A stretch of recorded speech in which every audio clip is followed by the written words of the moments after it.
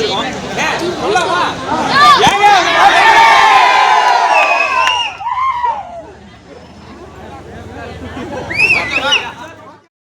Friends, இப்போ நம்ம பார்த்துட்டு இருக்க இடம் எங்கன்னு பார்த்தீங்கன்னா மேட்டுக்கடை, குமாரபாளையம் வட்டம், நாமக்கல் மாவட்டம். இந்த இடத்துல தான் நம்ம பார்த்துட்ருக்கோம். மார்கழி பிறந்துட்டாவே ரொம்பவுமே ஹாப்பியாக இருப்பாங்க. ஏன்னு பார்த்தீங்கன்னா இந்த மார்கழி மாதத்தில் இந்த மேட்டுக்கடை கிராமத்தில் எல்லை மாரியம்மன் கோவில் இருக்குது. இந்த கோவிலில் வந்து இந்த 30 நாளும் அன்னதானம் போட்டு திருவிழாவாக நடத்துவாங்க. ரொம்பவுமே விசேஷமான ஒரு கோயில். நம்ம வேண்டிய வரத்தை வந்து கொடுக்கக்கூடியது. அது மட்டும் கிடையாதுங்க, எத்தனை பேர் வந்தாலும் ஊராக திரண்டு வந்தாலும் சரி, இங்கே வந்து அத்தனை பேர்த்துக்குமே அன்னதானம் வந்து கண்டிப்பாக இருக்கும்.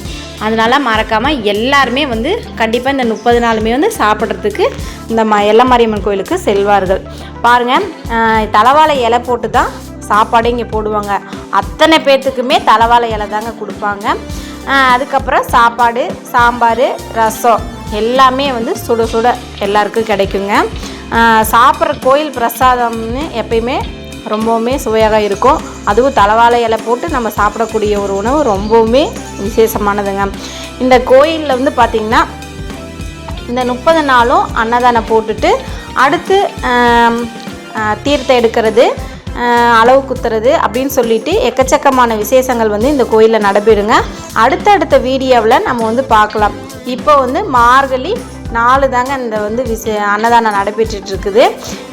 இன்னும் மீதி நாட்களும் இந்த மாதிரியே அன்னதானம் வந்து நடைபெறும்.